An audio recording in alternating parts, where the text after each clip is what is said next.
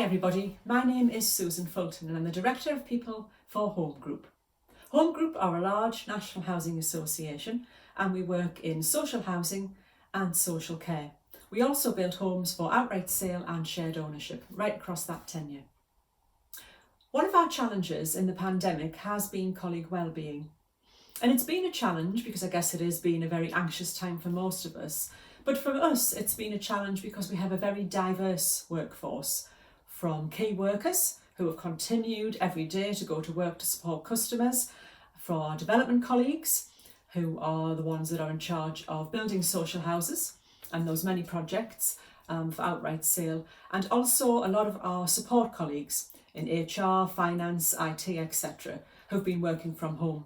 So it's very, very mixed. And I guess our opportunity was to tailor our solutions in terms of colleague wellbeing to make sure that there is something for everyone.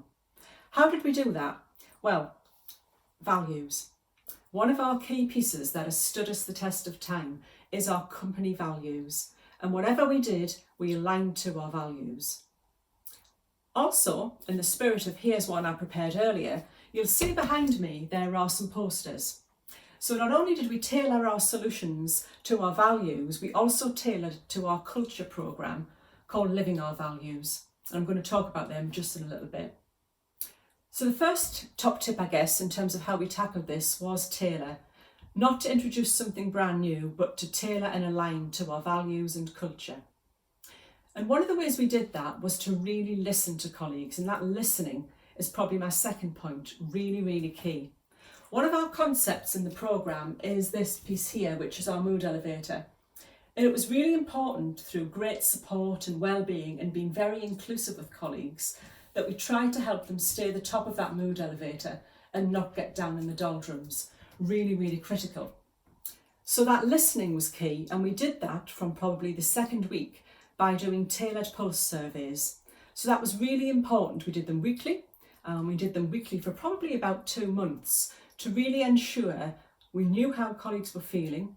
They knew they were getting listened to in the support, as well as clearly their line managers.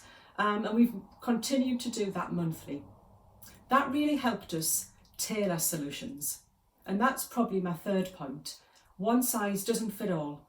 And whatever colleagues are saying, it does need to be tailored when you have such a diverse workforce. Not everyone is the same or needs the same support. So that was really important. And from that listening, we developed something that we called brilliant wellbeing conversations.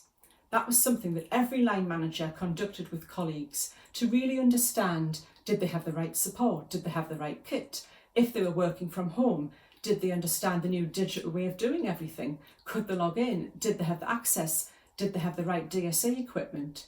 To be critically for frontline colleagues who were working out there day in, day out as key workers, did they understand the government advice on social etiquette? Did they understand social distancing? How could we help our customers within that? Very different way of working. So it was important that we kept everyone's spirits up and really helped that energy, which again is linked to one of our values. So it was about listening, it was about tailoring, but it also was critically for us about rewarding, recognising. And that's another key concept in our Living Our Values programme, which is all about appreciation, because it really is the glue that keeps us together. And I think ever more so in the pandemic, that's what's really helped, that appreciation. So we had something that we developed called #HomeHeroes, which says what it does on the tin really. Lots of recognition, lots of stories for our key workers, but also our support colleagues who are working from home. What did they really do to go the extra mile and to adapt to this new, whatever this new normal is? That's the phrase, isn't it? We also gave time off. We gave everyone a half day off. And I guess when we all started this pandemic, there was a bit of an assumption. People don't need time off, they'll work through, they'll bank the holidays. I guess a few months in now, what we have learned by listening to colleagues is that downtime's really important. You can't continue in working in this way. You do come to burnout because it's a lot to take in. A lot of people have had homeschooling. A lot of our key workers have travelled to work, sometimes using public transport every day. And other people living on their own, feeling isolated, So we've done a lot of work on development in terms of great induction, making sure our frontline colleagues kept up with their continuous professional development and felt supported.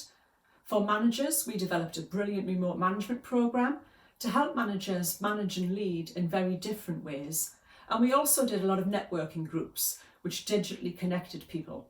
So that brought that inclusivity and that connection, which is still really, really important in teams. So lots of different ways that we tailored, as well as having things such as online yoga, which proved really popular. And for a bit of fun, I do recall one team invited a goat from a local farm to join their local teams meeting. We'll not say any more on that subject, but it was around that theme of fun. And I think the theme of fun is really important as well in times such as this. So wellbeing, culture, inclusivity have been really fundamental to us because it's really helped us with that results cone to get people thinking great, behaving that they're really positive, they're empowered, they have the support that they need. That gives us great results. And that gives great results, of course, for colleagues, for them feeling they're working really at their best in times of challenge, but also for our customers, because that's the ethos of what Home Group's about, that brilliant customer service. Thanks for listening.